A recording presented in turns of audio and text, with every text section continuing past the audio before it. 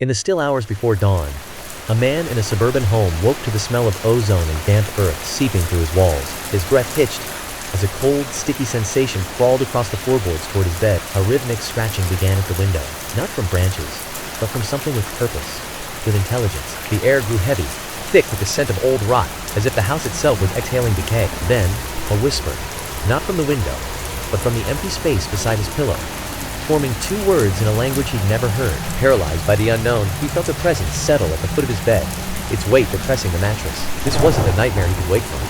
This was something that had been waiting in the walls of 214 Maple Drive for decades. And tonight, it decided the waiting was over. Dozens of residents stood frozen on their lawns in nightclothes, all facing the same direction with wide, unblinking eyes. A close-up revealed a woman's face, pale as bone in the moonlight, with a single tear carving a path through her cheek as she remained utterly motionless. Newspaper headlines flashed. Sleepwalking plague grips Iowa town, as the unsettling phenomenon gained official recognition. A shaky handheld camera moved through a dark house, the air thick with the scent of dust and ozone, until a child's whisper cut through. "Dad, why are you standing in the closet?" The piano note distorts, warping into a low, electronic thrum that vibrates in the bones.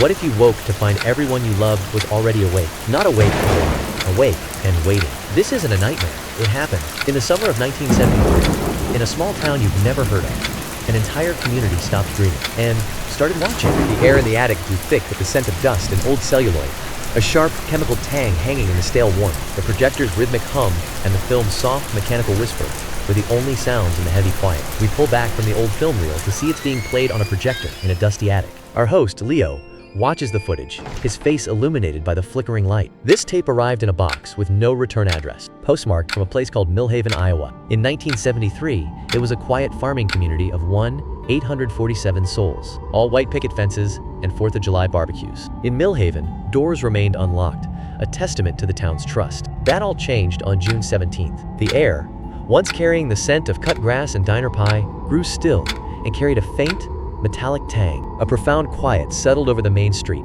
broken only by the distant, frantic barking of a dog. The filter is warm, nostalgic. Our story begins with the Miller family. They were the picture of normal. John was a rational man. He believed in science, in things you could see and measure. A sudden, metallic scent of ozone cut through the room's warmth. That belief was about to be shattered. John lay in bed, the worn pages of his novel illuminated by a single bedside lamp. Beside him, Sarah slept soundly, her breathing a steady rhythm against the quiet. The air in the room grew heavy and still, like a held breath. A faint coppery scent, like old pennies, drifted in, making the back of his throat tighten. The digital clock glowed 2:14 a.m. It started with a sound, not a scream, not a crash, a dull, heavy thump from somewhere deeper in the house. The air grew thick, with the scent of damp wood and something metallic. Then another noise echoed from Mike's room. John assumed his son had tumbled from bed again. He padded down the hall, the air thick with the scent of stale dust and something metallic. Pushing open the door, a damp chill washed over him. Mike's bed lay empty, the sheets undisturbed save for the cold draft seeping through the open window. The curtain fluttered like a ghostly breath,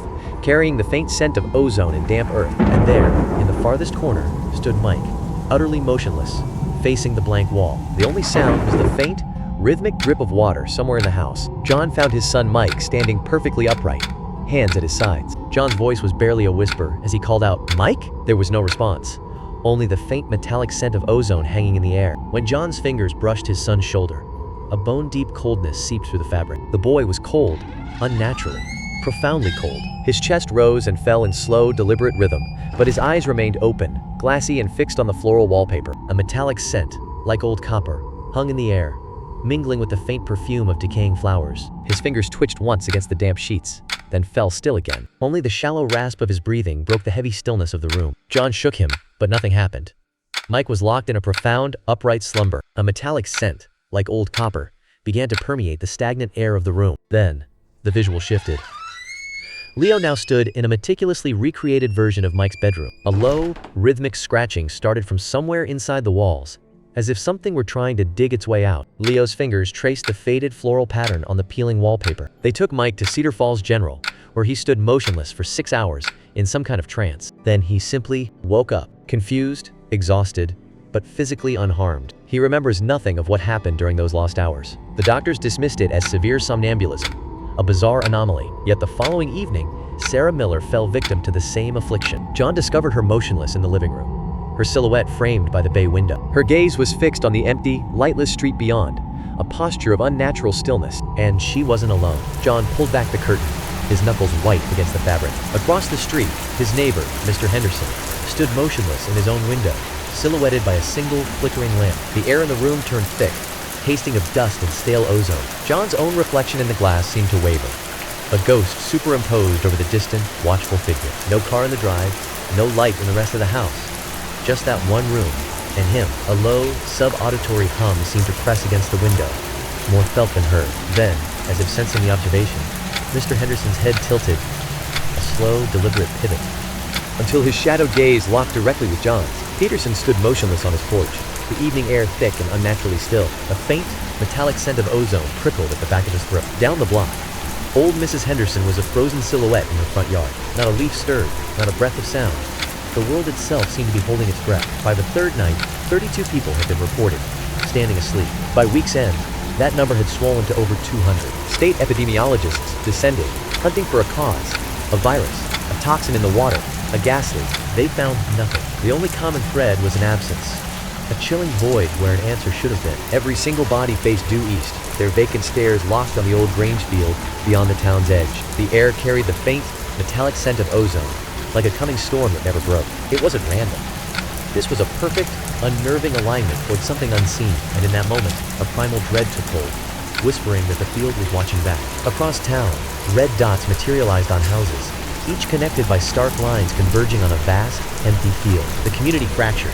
The men, rationals, led by John Miller, demanded rigorous scientific inquiry. Opposing them were the T, watchers, a group led by the deeply devout Abigail Vance. They saw the pattern not as a puzzle, but as a divine summons, a terrifying calling from the void. The nights shifted from caretaking to something far more unsettling: observation. They meticulously documented what they witnessed, their vigil no longer about aid. Abigail insisted the sleepers showed no distress.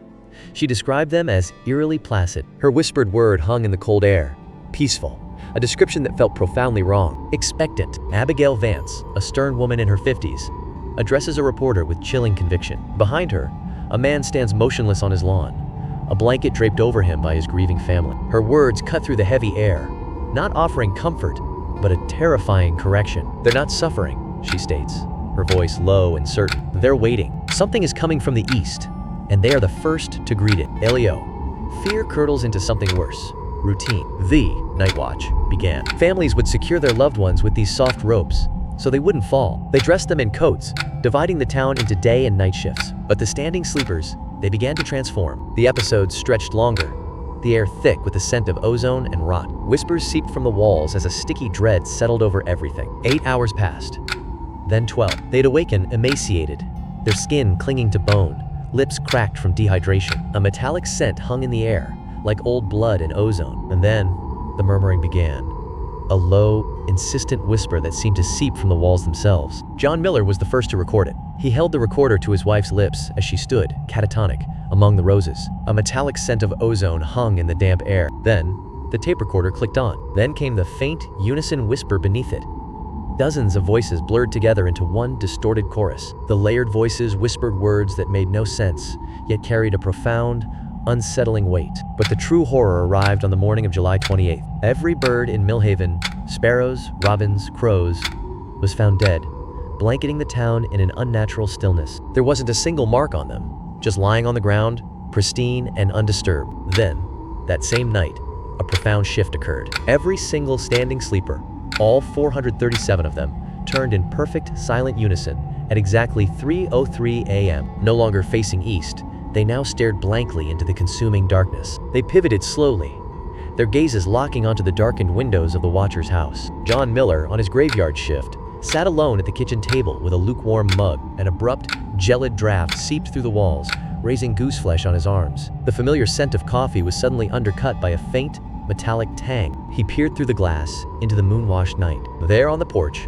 motionless as a statue, was old Mr. Peterson. But now, a sickly sweet odor of decay drifted through the cracked windowsill, and Mr. Peterson's head began to turn, slowly, mechanically, toward the light. Peterson's body had twisted unnaturally, his head tilted at an impossible angle. Those vacant, open eyes stared directly through the glass, fixing on John with unsettling precision. A metallic scent, like ozone after a storm, hung in the stagnant air. Leo's voice came as a hushed whisper.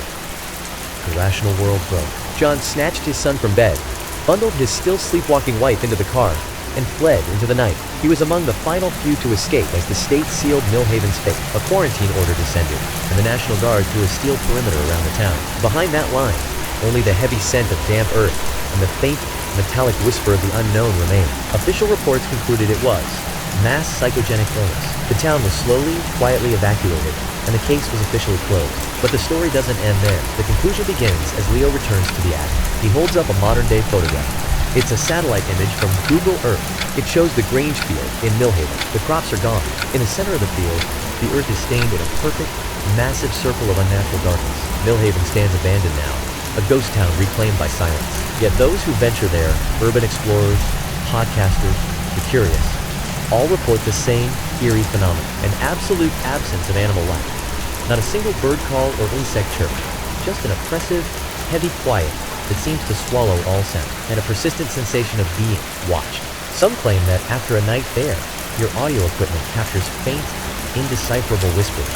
Your own sleep becomes restless and fractured. You awaken feeling rigid, as if the very air had weight. Officially, the Millhaven epidemic was reported as a tragic shared delusion. But John Miller, who later changed his name and died in a psychiatric hospital in 2001, left behind a final journal entry. In it, he wrote that during his last conversation with Abigail Vance, the leader of the Watchers, she wasn't afraid. That absence of fear, in the face of what was coming, was the most terrifying detail of all. Her envy curdled into something far more unsettling. Leo's face fills the frame, his expression hollow with a terror beyond words. He whispered her words, each one a lead weight in the thick air.